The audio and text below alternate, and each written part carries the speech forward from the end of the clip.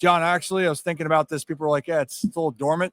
Last time something actually happened was when we had dinner and we were leaving. That's dinner. right. That's right. So maybe something now that we're together, there's some synergy. We have got the band back together, Ryan, which means activity is going to happen.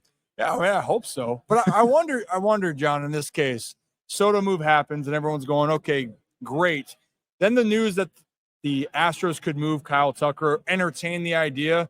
Do you think that's starting to slow up the market as teams are trying to evaluate, or we're just kind of in this dead period for teams trying to decide who they want to go after? It's a great question, Ryan. I think a couple things are standing out to me right now. Number one, there is a select number of teams who are really prepared to spend big. Mm-hmm.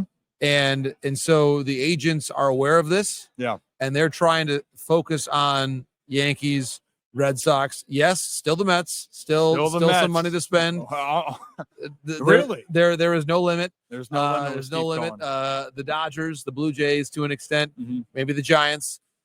There's a half a dozen teams there with really strong financial resources to make significant plays. And so I think for Scott Boras, for CAA, who has, of course, Fried and some other key free agents, Christian Walker as well, they want to stay focused on those big market teams and hope that continues to put some upward pressure on the price points. Because when you think about it, consider Soto's money and then say, well, if a player is half as valuable as Soto, that's a lot of money. So I think that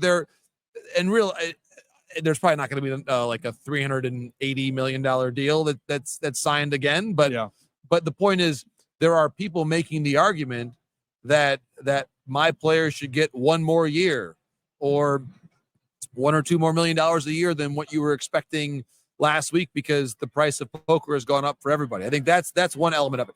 The other piece, what you're talking about, which is the trade market, that because there are a lot of teams who are not comfortable spending major dollars right now, that all of a sudden trade pieces have become all the more important, either because A, you've got cost control, or B, if you're a team like the Mariners, you might be open to moving a Luis Castillo because that's your path to upgrading your lineup, is to clear some money there and then bring in some bats. So I think there's a lot going on, and I would not mistake a lack of transactions for a lack of activity. I think there's a lot of conversation. It's just the teams are trying to sort things out about what all this means. There's a lot of different options and then that's not going to just come to fruition just like that. And especially because now that we saw what the market was set at for Soto, and you're right, even though guys like Santander, Teoscar Hernandez, or any other big market, big bat, when they see a number thrown out there, they're going to be enticed to, hey, we want to try to get a little bit more. And if we don't think that deal's there, we're going to wait until one of you guys. It's almost like I'm not going to say who's going to cave, John, because it's not that case, but how do you get to that point? Who's playing hardball? I feel like that's part of the case here. So I also it makes me laugh. Tyler O'Neill had a good deal with the Orioles, but then you're wondering if he waited a little bit longer, could he have had a little bit more of money to spend? Well, one thing I'm hearing, I mean, the Garrett Crochet thing, like that's another trade piece. They're saying Baltimore is not in on that as much. Do you know anything about with Baltimore when it comes to Garrett Crochet? I think as long as there is a significant trade piece there on the starting pitching market, the Orioles will have a say on that. So you're not buying that they won't be interested. You think that they're going to do their homework on it? Yes. Gotcha. I'm not buying that they're out in any sense. Their farm system is so good that, and it's not as deep as it was because you've had some guys graduate and some guys get traded. Yeah. But their farm system is still good enough, and their base of young players is still plenty good. Yeah. That it's clear what they need. I guess I'll put it this way, Ryan. There's no way, with all due respect to the Orioles' current pitching depth chart, right? There's no way that they're good enough without Corbin Burnes to be able to say, Garrett Crochet, no thanks. Dylan Cease, no thanks. Luis Castillo, no thanks. They're not good enough to do that right now. Right. They have got to. My question is, who's going to start game 1 of a playoff series? Who's going to start game 2? Who's going to start game 3 and game 4? And if you don't have 4 robust names who are healthy, you've got work to do. And Yeah. so my answer there is, with all due respect, they've got work to do. And so I don't buy for a second that they're out, because they don't have the luxury of being out. I agree with that. You help debunk things, because we see reports out there all the time. Oh, they wouldn't be interested. And just knowing personally how I know Mike Elias works, he's going to do his homework. He's going to make sure. Now, could they eventually be out on a guy down the road? Sure. But they are a team that's trying to upgrade their roster. And they're at a really good point to do it, but also the entire American League East is trying to get better. The Yankees are trying to figure out who they're going to go after as well. There's a lot of options. And then Toronto's in that kind of weird spot where they want to be aggressive, but they just haven't been able to land anybody. And then Boston's kind of that. I think Boston's kind of a sleeping giant, where I think that they overexceeded last year, and now they could make a run this year in this AL East that is going to continue to be competitive. And Ryan, they've got the capital with their prospects to do whatever they want to do. Okay. Roman Anthony, I don't think is going anywhere, nor Christian Campbell, who I think is going to be in the major leagues this year.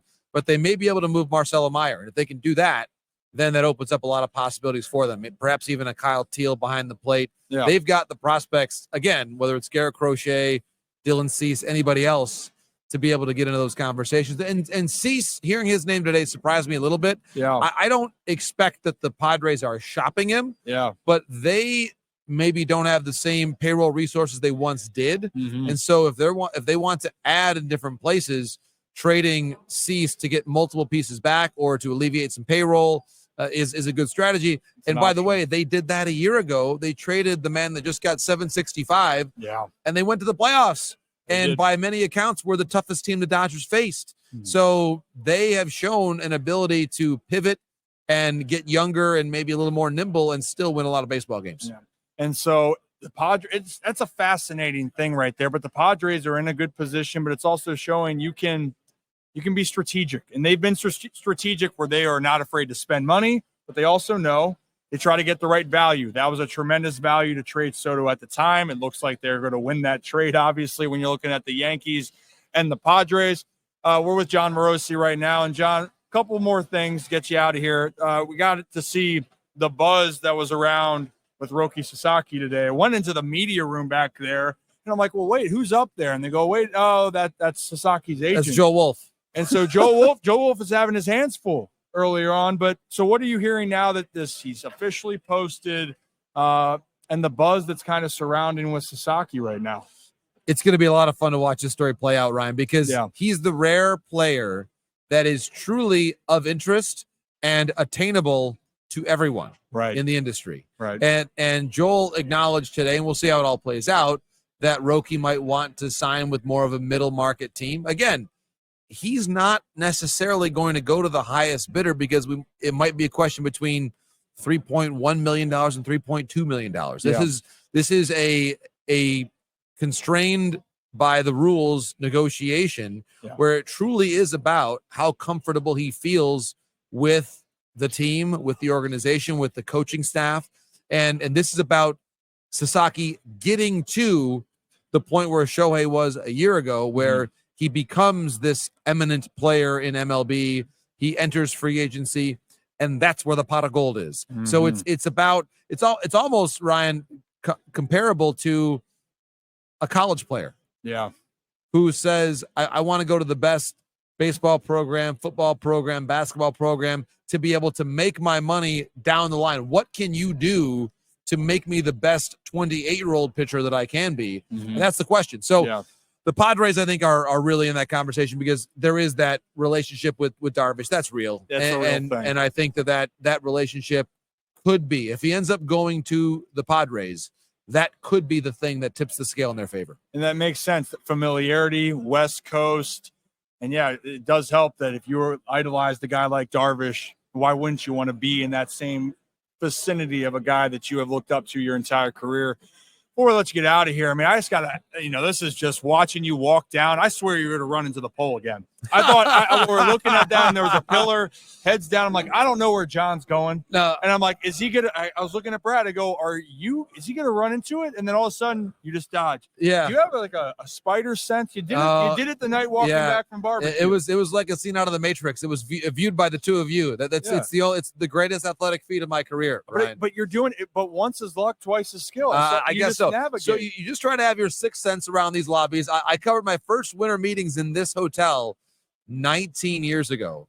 And so I'm not saying that I've learned the steps of the lobby and remember them from 19 years ago, but I try to be, you notice I'm wearing my Hokas. I'm wearing my walking shoes right now. You gotta get your steps in. You are getting your steps in. You get your steps in, and you got to be a little athletic in places like this. I'm not a Ripken, but I try to be as athletic as I can be, Ryan. I'll tell you what, you have to be the most athletic or nimble insider I've seen move around these halls. And for everyone knows what you got coming up at least later today or moving forward. Yes, so MLB Network reporting all week.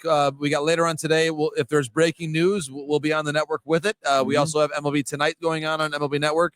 And then tomorrow morning, I'll be back on Hot Stove, which is at 10 a.m. Eastern time, 9 o'clock here.